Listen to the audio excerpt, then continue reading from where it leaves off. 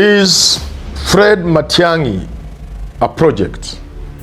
Forget everything you think you know about Kenyan politics, because behind the curtains, another script is being written. We are ODM. Who's told you that ODM will not have a candidate in 2027? Who has told you?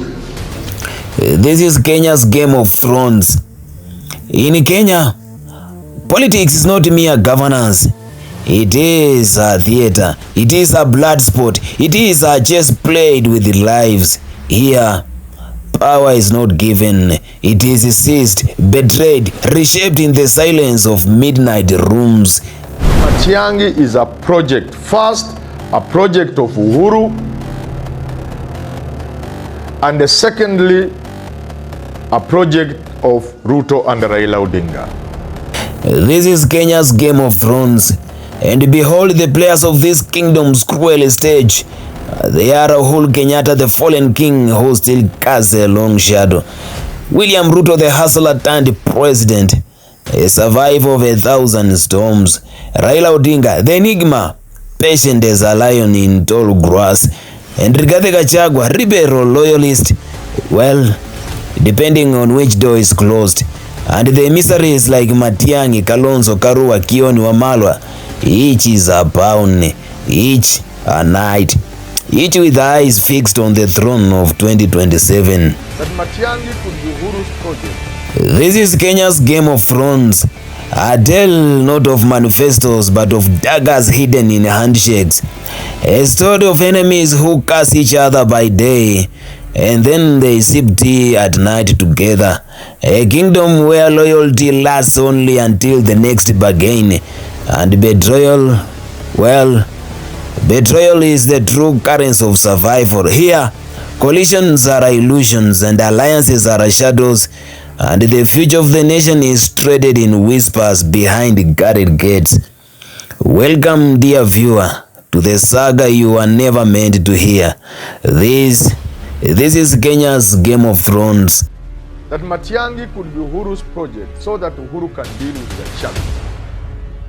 That if Uhuru doesn't do something, Gachagua will end up entrenching himself as the kingpin of the mountain. From today, we shall see the end of machinations and the start of a democratic process, because it is the people who will decide. Now, to understand the Kenya's Game of Thrones, I will take you back in the warm golden dusk of Nairobi's political theater.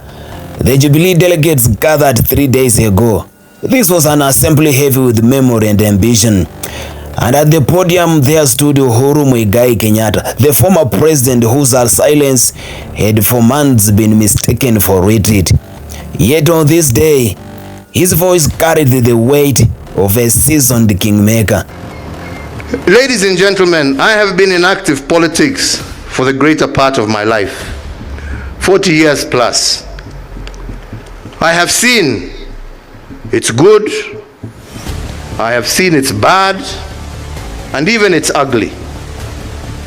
But at every juncture, I have always tried to do my best in the spirit of service to my party, but most importantly, service to this country that I love.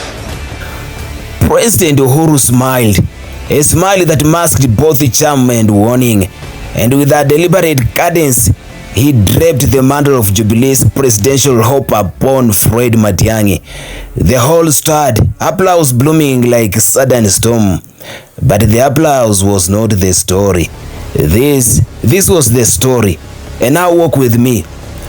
At the claps faded, Uhuru's words turned like a blade drawn slowly from its shelf.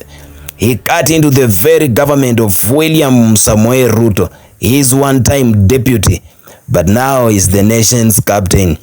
But in politics, the loudest sentence is often the one left unsaid. Uhuru's praise of Matiang'i was not mere endorsement. It was a signal flare, a whisper of backroom parks and midnight corridors. This was not the coronation, it was a provocation. The Game of Thrones had just begun, and now let the game continue. In the last general election, I endeavored to pass this message. Unfortunately, it fell on deaf ears and was lost in the noise of insults, character assassinations, myths and stories of dynasties and hustlers, and so on. Many of the gains we had in the past have been eroded. I want you to know that in politics, it is never the theater of daylight alone, because there is always a sacred banquet. What is declared at the podium is often undone at midnight. Now, despite Uhuru Kenyatta's thunderous rebuke of William Ruto, despite the open embrace of Matiang'i and the loyal face of Jeremiah Kioni, the whispers tell of another stage, a quiet one. In hushed corners of Nairobi's estates, in guarded homes where curtains remain drawn, Uhuru, Ruto, Raila, Matiang'i and Kioni break the bread together.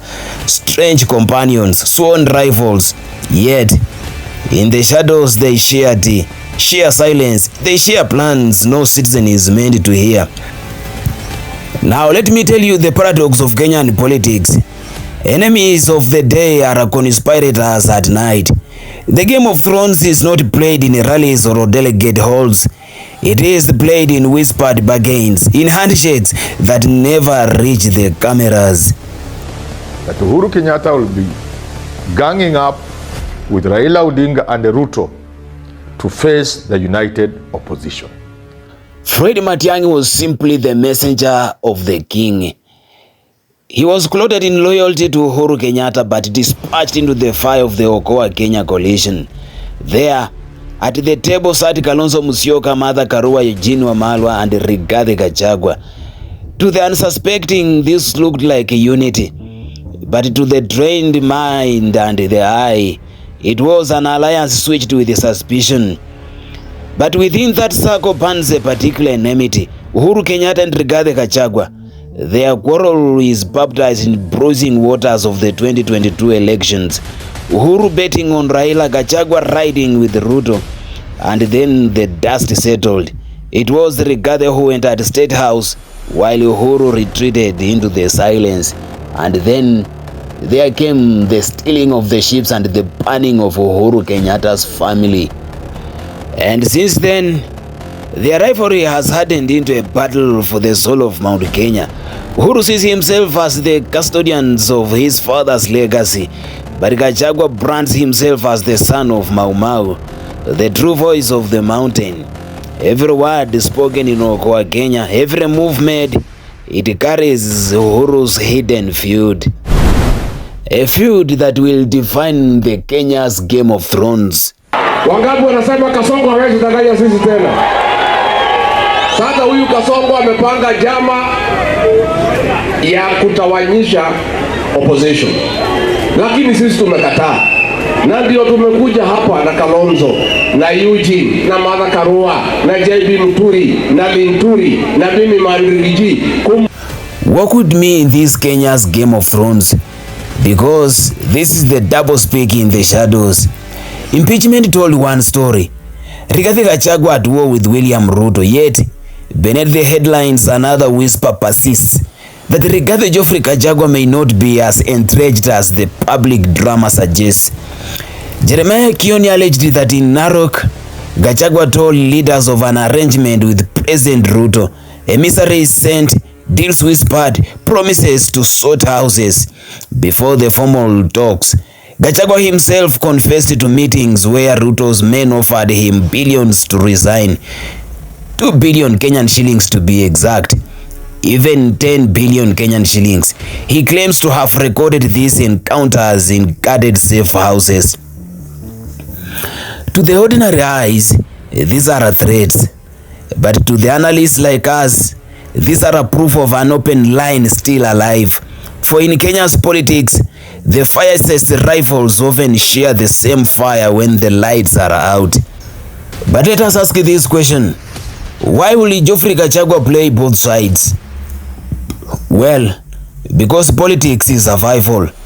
The Mount Kenya vote is golden key, and both he and Ruto know it. For the president, reconciliation neutralizes a foe, and for the deputy, it guarantees a lifeline.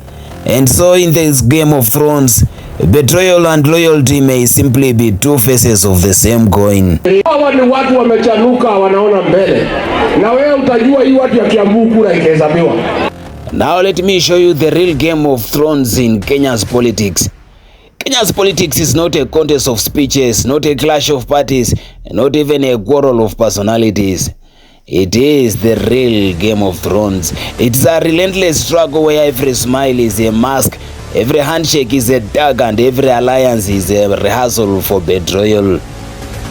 Look closely. Uhuru Kenyatta is the former president, wounded but not vanquished. He is still weaving his influence through loyal envoys like Fred Matiang'i and Jeremiah Kioni.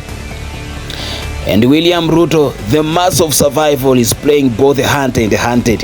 He's extending a hand in secret even as his tongue lashes in public. And Raila Odinga, ever the enigma, the veteran whose very silence is a weapon, is watching the board with patience that uncovers both friend and foe.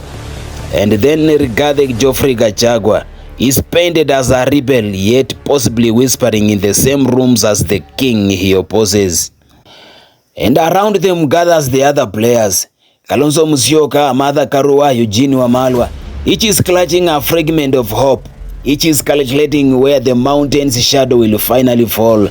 And in the middle of it all, the prize that drives their every move, power itself, raw and unyielding, the crown of 2027.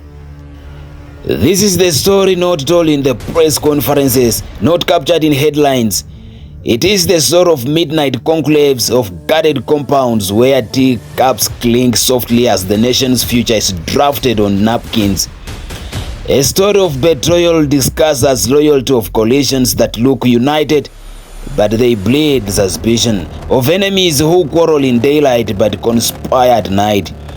And so welcome to Kenya's Game of Thrones, where nothing is as it seems, where today's rival may be tomorrow's ally, and where the true script is written not in parliament, not in rallies, but in shadows you are not meant to see. This is the Red Mic.